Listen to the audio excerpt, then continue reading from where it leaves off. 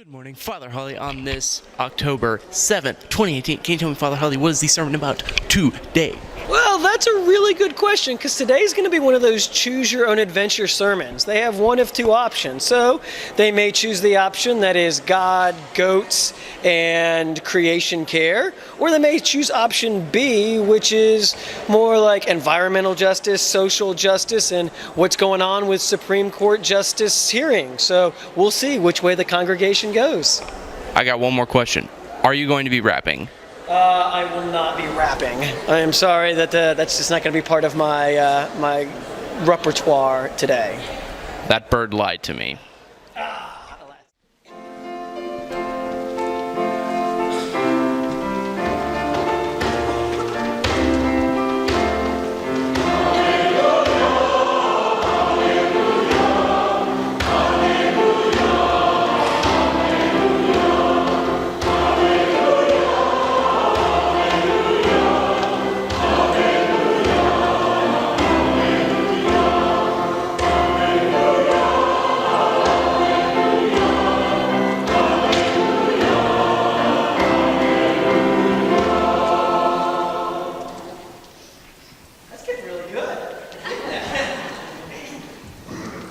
In the name of the Father, and of the Son, and of the Holy Spirit.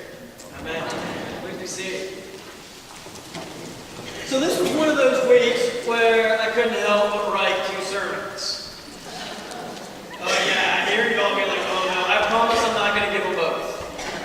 The first one is a deep dive into Genesis and the creation stories and how we apply the wisdom we get from the Old Testament to our lives today.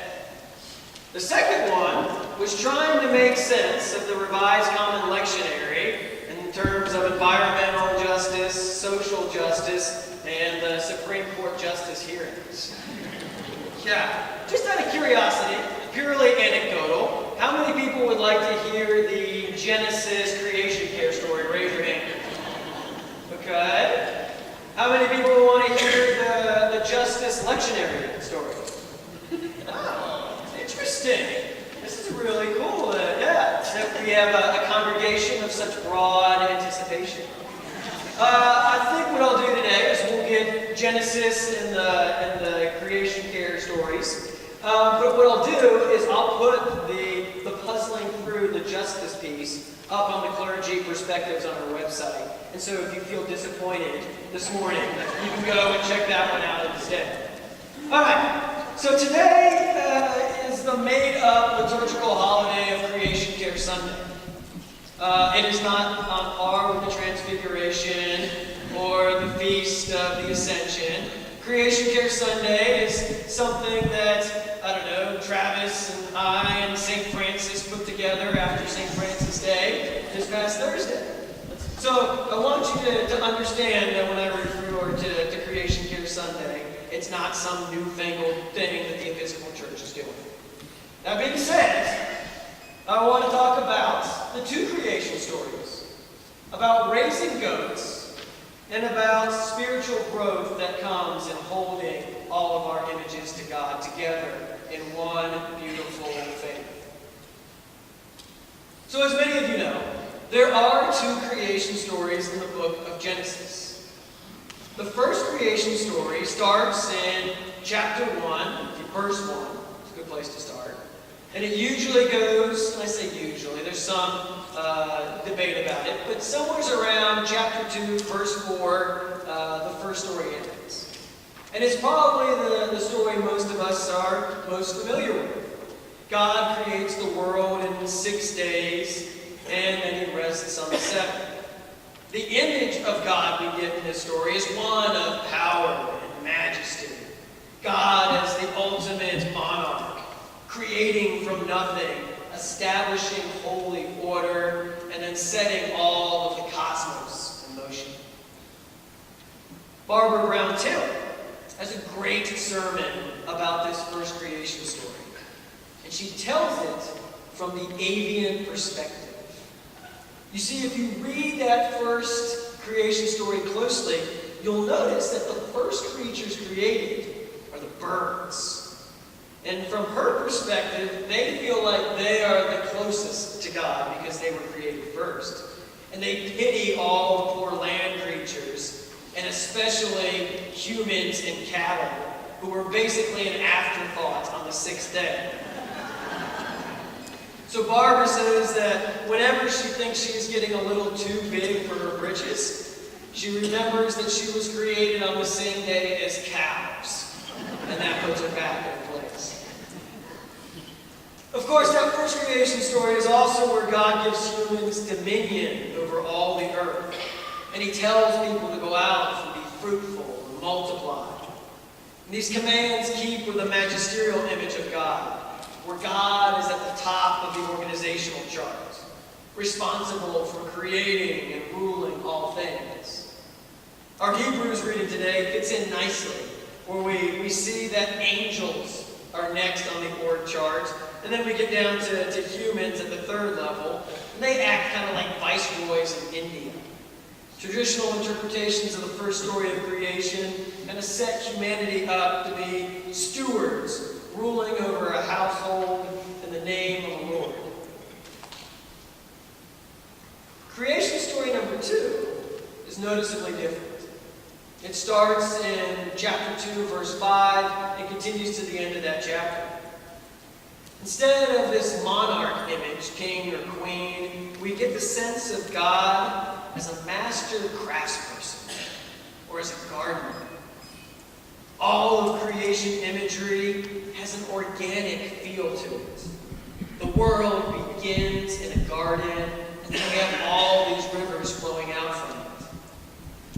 When God creates humanity, it's like pottery being formed from the earth. In this story, humanity is created first, not last. And also worth noting is this intimacy between God and humanity. In the first creation account, humanity is created in the image of God, but humanity is also created just like everything else. You know, we have the powerful God that says, "Let there be light," and boom, ex nihilo, from nothing, light appears. God says, "Let there be sky," the sky appears. And onward, let there be animals, plants, and humans. Everything is created the same. But in the second creation story, humanity is created with the breath of God. There's this intimacy that takes place, that somehow humanity has divinity imbued within it as God breathes into the earth. Likewise, our charge from God is more intimate. We are not told to be fruitful and multiply in the second creation story, nor are we told to be masters or dominators. Instead, in Genesis 2, verse 15, God reveals we were created to till and tend the garden. We were created to till and tend the garden. Which brings us to today's reading, starting in verse 18. God creates the rest of the animal kingdom to be our helpers in this tilling and tending of the garden. God creates the animals, and then he asked Adam to name them. To name something is a powerful act. So growing up, my family raised goats, and chickens, and ducks, and rabbits, and we subsisted on their milk, and eggs, and meat. My sister and I grew up as little barnyard kids running around with the baby goats. Those other little kids, we fed them from a bottle. When they got old enough, we went and romped with them in the pastures that were outside the single wide trailer we lived in West Virginia. And one year, about when I was 5, we had a litter of goats.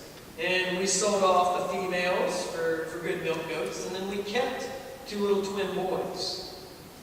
As a 5-year-old, and much to my father's chagrin, I named these twin boys. I named them Bo and Luke. It was 1983. My favorite show there that we got on the antenna was The Dukes of Hazzard. Y'all see where this is going, right? So one day, my playmates become dinner. And that awful realization dawns on me. I began to cry. And then in my tears, I started to get a little upset.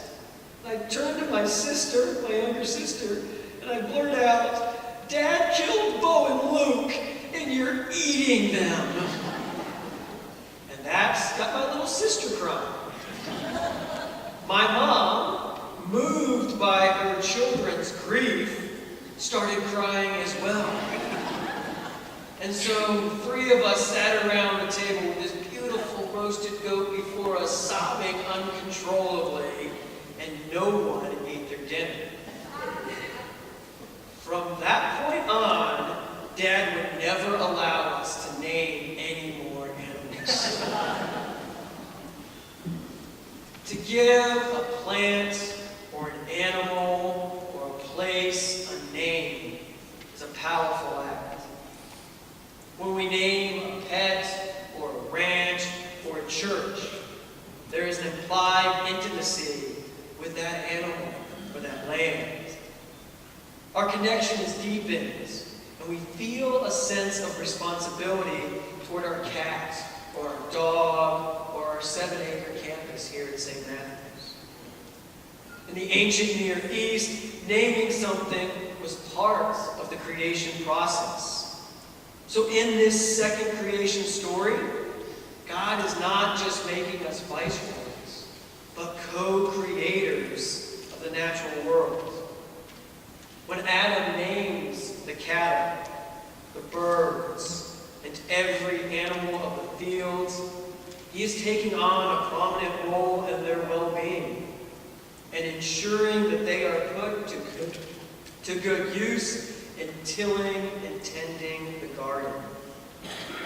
As inheritors of our humanity through Adam and Eve in Christ, it is still our charge to till and tend the garden.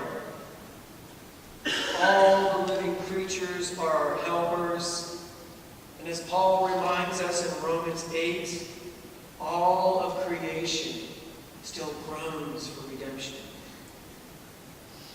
And here's where that spiritual growth part comes in. Whenever we have multiple accounts, it is tempting to pick just one and consider that the whole truth. Whether it's 2 creation stories or 4 gospels, we always have that tendency to be like, this is the one I like, it's the one I'm going to use to make decisions. And so some of us are more comfortable with the first creation story. A transcendent God of power and majesty, creating from on high and charging us to rule the earth, to maintain holy order, and to ensure the flourishing of all humanity. There are other of us that prefer the second creation story, an intimate God of breath and partnership, co-creating with humanity for the sake of tilling and tending a beautiful garden. But here's the deal. Both stories are true. God is both immanent and transcendent. We are both viceroys and co-creators. Our faith, our God is big enough to hold all of that together. And in a world that's increasingly divisive, we need a voice that can hold both those visions together. As a church, we have mostly abandoned creation care to the secular world, and we have remained mostly quiet on issues of husbandry, stewardship, and justice. We've turned the care of animals over to our rod and gun clubs, who are doing the yeoman share of conservation. We have turned the integrity of landscapes over to the Sierra Club, who is doing the heavy lifting to protect the natural resources. And we've turned our environmental justice duties over to nonprofit lawyers who recognize that leaky pipelines, mountaintop removal, and landfill siting involves both the poor of humanity and the poor of creation. Yet rarely do these groups work as one, for they lack a unifying voice. God is that unifying voice. And now, more than ever, we need Christians to speak up and be both the viceroys and the co-creators we were charged to be. The gift of our faith is our ability to hold the whole world in God's hands. And so we ask God to give us the courage and the words to be what God created us to be.